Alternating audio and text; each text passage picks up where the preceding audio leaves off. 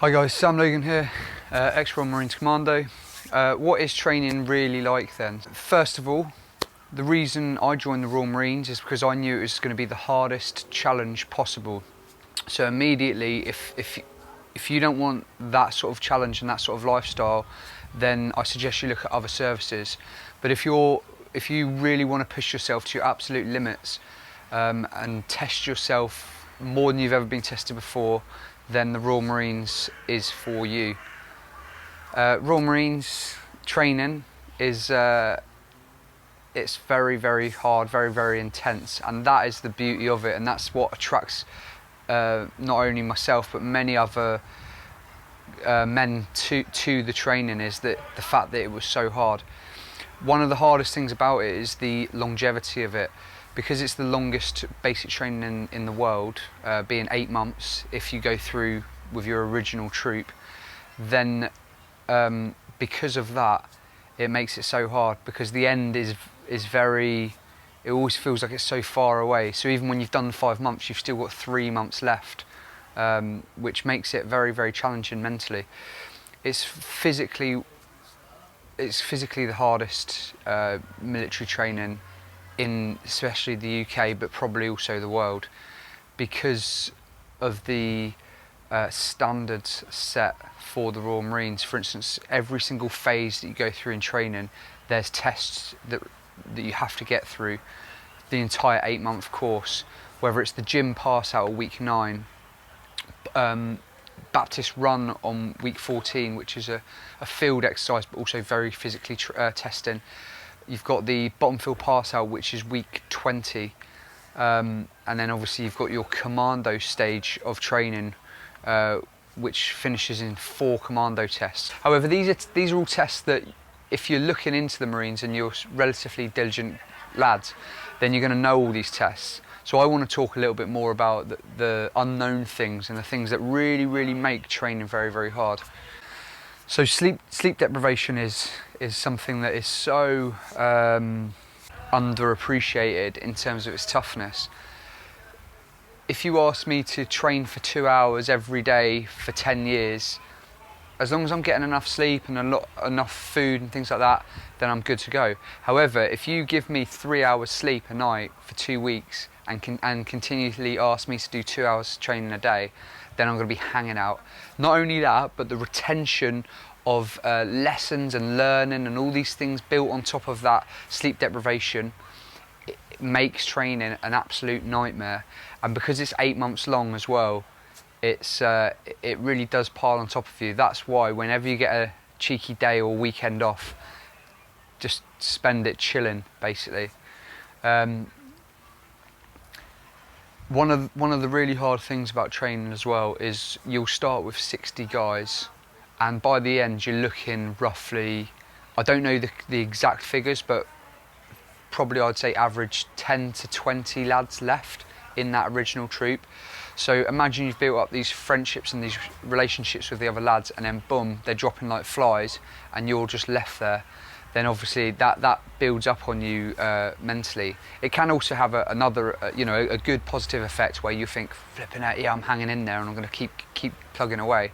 However, it can also be detrimental if you see 3 of your Bezzy oppos leave training. So yeah, that's a massive thing. Also, another thing can be external pressures, whether you've got a missus or your family aren't happy about you joining the Marines. Then obviously if you're continually hearing that every time you're on the phone, that's going to really weigh down. And in those times, those low points that every single recruit goes through, don't care how nails you are, every recruit will think twice when they're in training about whether they want to be doing this. And when you hit a point like that and you've got someone in your ear all the time telling you to come home or that they miss you and things like that, that can be very, very challenging. So it takes real resolve to just keep your head up, shoulders back, and just mug off those voices. That's why in another video I said, if you're coming into training and you've got a missus who isn't 100% behind you, then it's probably worth, when I say probably, it's 100% worth binning her off. Obviously if you're married, that's different, you know, you're flipping committed and that's just tough, innit? You're just gonna have to deal with it. However, if it's a girlfriend or someone, just mug them off. One of the hardest things as well is when you have, say, a weekend off and you go into Civvy Street and you're seeing all these people and they seem like they're free, you know, wandering around the shops, just chilling, walking dead slow, and you're a military man now, so you're flipping, you know, speed marching down the street. But you look around you and it can go one of two ways. You can either be really, really jealous and envious of them and think, oh, I wish I had this freedom, you know, because you're cooped up in camp, being ordered what to do all the time, right place, right time, right rig and right attitude. And these people, they're just doing what they want, you know, waking up at 10 AM if they want, just chilling and things like that. Or it can have the other effect where you think, you're a bunch of flipping losers, you need to sort your lives out, and it actually can make you really, really proud of what you're doing. I think every lad in training thinks both ways. So sometimes you go out, obviously you're based near Exeter, so you go out into Exeter and you see, sometimes you're dead jealous, you know, and you just want to slob about a little bit. Other times you think, no, I'm hoofing, you know what I mean, like, I'm achieving something every week, whereas these people aren't doing anything. So that's something to really consider. You know, we see a massive drop off in training after leave period. So when you go in for 2 weeks and when you come back, I guarantee you 3 lads minimum will leave training that week because they miss, because they've had a little taste of being at home and they miss it and they want to go back to their parents' house.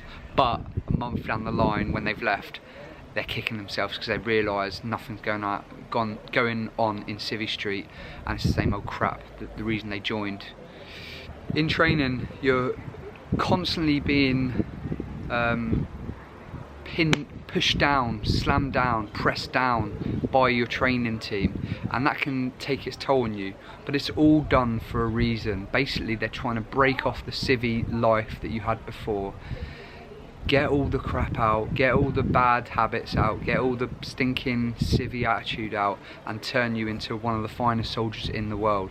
This can obviously have a drag on you when you're constantly smashing out press-ups, or you're constantly in the oggin, in the water, you're constantly being shouted out and thrashed and told you're a piece of crap and you're rubbish and all that sort of stuff.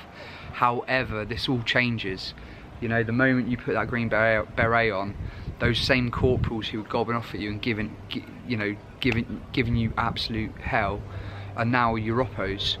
And one thing I can honestly say about the Royal Marines is, it is big boy rules. You know, no lads or very few lads are trying to lord it over other lads. You know, you've got obviously tons of hierarchy in the Royal Marines, tons of ranks higher than you when you're a sproggy Marine. However, in my experience, very, very few people, very, very few of those hierarchy are trying to give it the big un over you, so to speak. You know, like it's, for instance, when I was in Afghanistan, my troop boss, he'd give us the game plan for a certain patrol or an op we were doing, and then at the end he'd say, lads, has anyone else got any suggestions or anything you think we could do better? And even as a young Marine, if I gave a good suggestion that made more sense than the current plan, he'd go, yeah, good effort, we'll go with that, and he'd put that in. There was no like bravado and giving it the big un and all that sort of stuff, because at the end of the day we've all got the same common goal.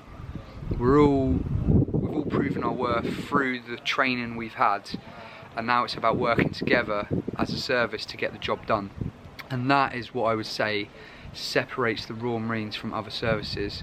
It really is. Like when I've been to other military camps, like the RAF camps and army camps and navy camps, it's very much this like dictatorship and like, you know, pushing the ranks below you down to elevate yourself. And you know, that might be an unfair comment, but just from what I've seen, that's the truth of it. Whereas in the Royal Marines, it's not like that. However, obviously, you know, you always respect the rank above you and all that sort of stuff. However, it's done in the correct way majority of the time in the Royal Marines. My biggest advice to you would be this. In fact, I'm going to leave you with a small dip. One of my best mates went on to go SBS. It took him 18 months to get out of Lympstone, not because he got injured, but just because he was an absolute biff. he was crap. You know, he was obviously, he was a young lad when he went in, but he was fit, but he was crap with his admin, crap with fieldcraft and weapon systems and all this sort of stuff. So it took him 18 months. He'd been back troop loads of times, so many times wanted to give up, and many other lads would have and have given up in the same scenario. However, he stuck with it, eventually got through training, spent a good few years in the Corps, you know, developing, growing, getting more mature and disciplined. Eventually went SBS, failed the first 2 attempts, and then on his 3rd attempt he got through selection and became a member of the SBS, where he spent 5 years there and then left, and now he's got a good job out in Civvy Street. What am I trying to say with this? It's all about how much you want it. How many setbacks are you willing to go through to get what you want, which at the end of the day is a green beret. It's not superheroes that are getting through training, it's just those who are ready to run through a wall to get what they want. I've seen very fit lads quit at the any sign of hardship. Lads who are way fitter than me or way more physically able than me, who have quit because they didn't endure. And that is what the Royal Marines is all about. Don't matter how hard the situation gets, you just got to keep fighting, keep going through it until eventually you get what you went out to achieve. And that is what Royal Marines training is all about. Hope that helped. Hope that gives you a bit of an insight into Royal Marines training. Obviously, this subject is ginormous, you know, and I can only go off my own experiences. You know, there's many more experienced people than me, and obviously many more less experienced than me who will give you other advice. But obviously, I'm speaking from my own fountain of knowledge, so to speak. If you've got any questions or comments or whatever, chuck them in my group, in the comments box. Also, there's a really good Facebook group for potential Royal Marines, which really good to go there and soak up some knowledge as well. Nice one, guys, and speak to you soon.